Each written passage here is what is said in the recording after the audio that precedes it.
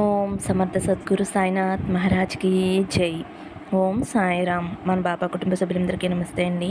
మీ అందరిపైన షిరిడి సాయినాథ్ ఆశీస్సులు ఉండాలని, మీరు ఎప్పుడూ క్షేమంగా ఉండాలని మనస్ఫూర్తిగా కోరుకుంటున్నాను. ఫ్రెండ్స్, మీకు ఎటువంటి కష్టాలు సమస్యలు ఉన్నా సరే ఒక్కసారి గురువుగారిని కాంటాక్ట్ అవ్వండి.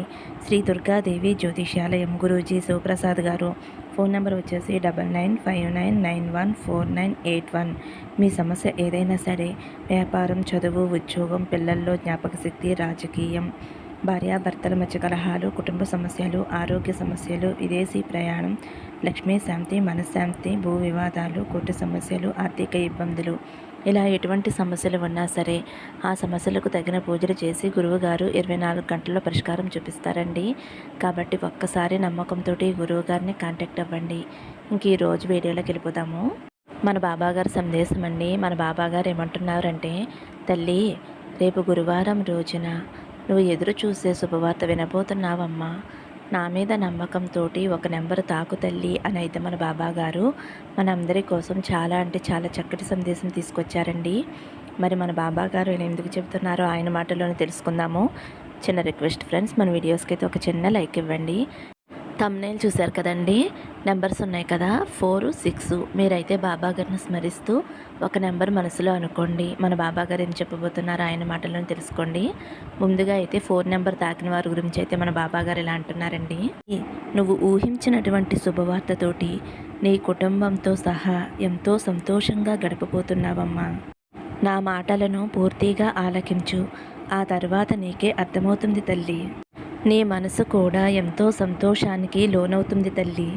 నువ్వు బాగుండాలి అని సహాయం చేస్తున్నా, మంచి మాటలు చెబుతున్నా వినకుండా, పట్టించుకోకుండా, కనీసం వారికి గౌరవం అనేది కూడా ఇవ్వకుండా, ఎవరైతే నిన్ను పొగుడుతూ నీ స్థాయిని పెంచేలా మాట్లాడుతూ మెప్పించేలా మాట్లాడే వారి మాయలో చిక్కుకుంటున్నావు తల్లి.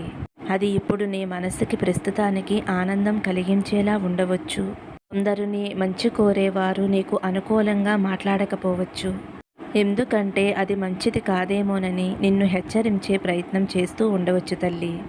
నువ్వు మాత్రం వారి మాటలను అర్థం చేసుకోకుండా, వారిని పూర్తిగా అర్థం చేసుకోవటం లేదమ్మా. అది ఎవరైనా కావచ్చు. నీ కుటుంబ సభ్యులు కానీ, స్నేహితులు కానీ, శ్రేయోభిలాషులు కానీ.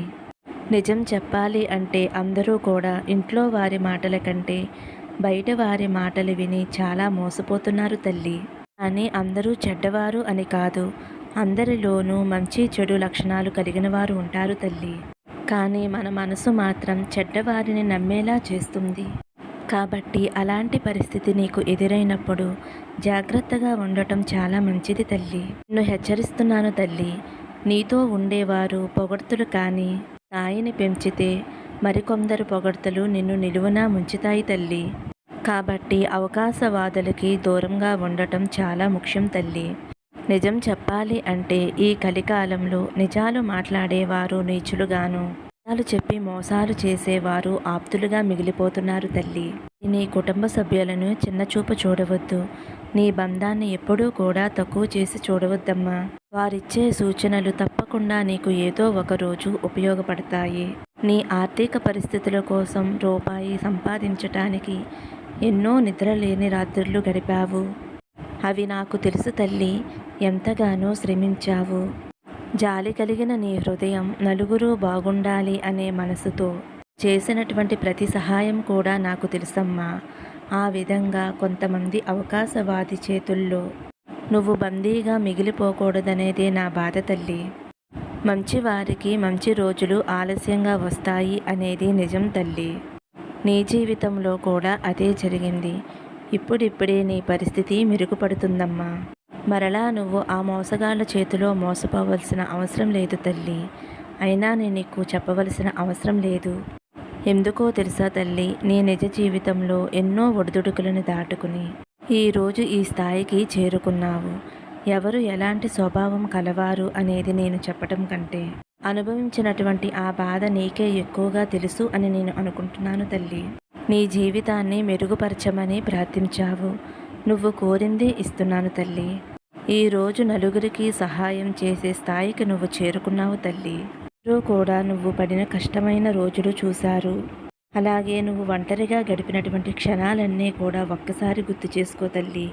కాబట్టి మనిషిలో ఉన్న మానవత్వాన్ని నువ్వు ఎలా అయితే చూస్తున్నావో అదే మనిషిలో మోసం కూడా ఉంటుంది అని బాగా గుర్తుంచుకో తల్లి. అనేది శాశ్వతం కాదు అనే భ్రమలో నువ్వు ఉన్నావు, నేను ఒప్పుకుంటాను. కానీ నీ కష్టాన్ని బాధ్యతగా ఖర్చు పెట్టవలసినటువంటి బంధాలు ఉన్నాయి కదమ్మా. వారి కోసం అలాగే సహాయం కోసం ఎదురు చూస్తున్న వారికి ఆ డబ్బు అనేది ఉపయోగపడవచ్చు.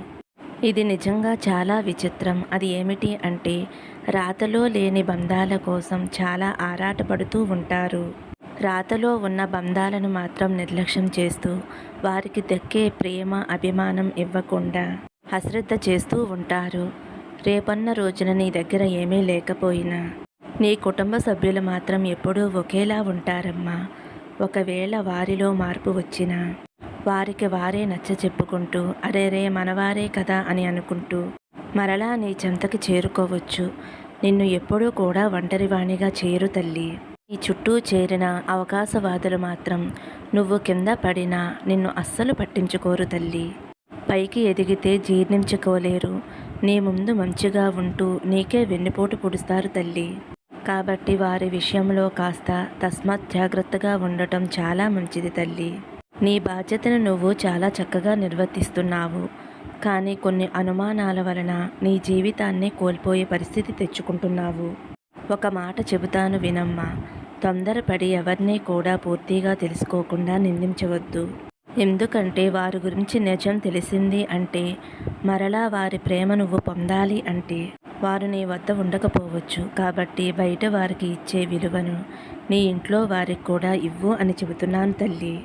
మరీ చెప్పాలి అంటే నిన్నే నమ్ముకున్న నీ బంధాన్ని అనుమానంతో మాటలతో అలాగే తనకి ఎలాంటి విలువ కూడా ఇవ్వకుండా కాస్త అసహనం వ్యక్తం చేస్తూ ఉన్నావు. నువ్వు చెడ్డవారితో స్నేహం చేస్తూ వారు చెప్పే ప్రతి విషపు మాటలను నీ మనసులో నింపుకుని నువ్వు అగాధంలో పడేలా నీకు నువ్వే సృష్టించుకుంటున్నావు. ముందు మీ ఇద్దరూ ఏ విధంగా ఉండేవారో ఒక్కసారి గుర్తు చేసుకో నాయనా. నీకంటే వారి గురించి మరెవరికీ కూడా తెలియదు కదా.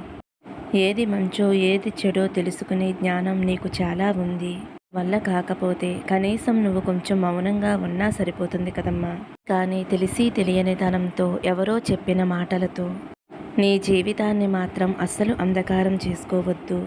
నీలో ఉన్న అమాయకత్వం, ఆ అమాయకత్వంతో అజ్ఞానంలోకి వెళ్ళిపోతున్నావు అని నిన్ను చూస్తే నాకు చాలా జాలిగా ఉంటుందమ్మా. దాన్ని ఇంతకుముందు ఎప్పుడూ కూడా మాటలతోటి చేతలతోటి బాధ పెట్టిన పరిస్థితే లేదు. కానీ దానికన్నా భిన్నంగా ఇప్పుడైతే మారిపోయింది నాయనా. నీకు నువ్వే ఒక్కసారి ఆలోచించుకో. నీలో ఉన్నటువంటి ముందున్నటువంటి మనిషిని నేను మళ్ళీ చూడాలి అని అనుకుంటున్నాను. నీ తప్పునే సరిచేసుకో. నీ మనసులో ఉన్నటువంటి రహస్యాలు కానీ నీ తప్పుల గురించి కానీ మొదలుపెడుతున్న ఏ పని గురించి కానీ లేదంటే ఎంచుకున్న పని గురించి కానీ ఎవరికీ ఎప్పుడూ కూడా అస్సలు చెప్పవద్దు తల్లి.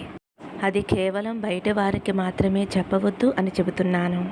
ఇంట్లో వారితో కలిసి కూర్చుని చక్కగా సంభాషించు. వారితో నీకున్నటువంటి మంచి చెడుల గురించి అన్నీ కూడా చక్కగా వివరించు తల్లి. చక్కగా కుటుంబ సభ్యుల సలహాలను తీసుకో.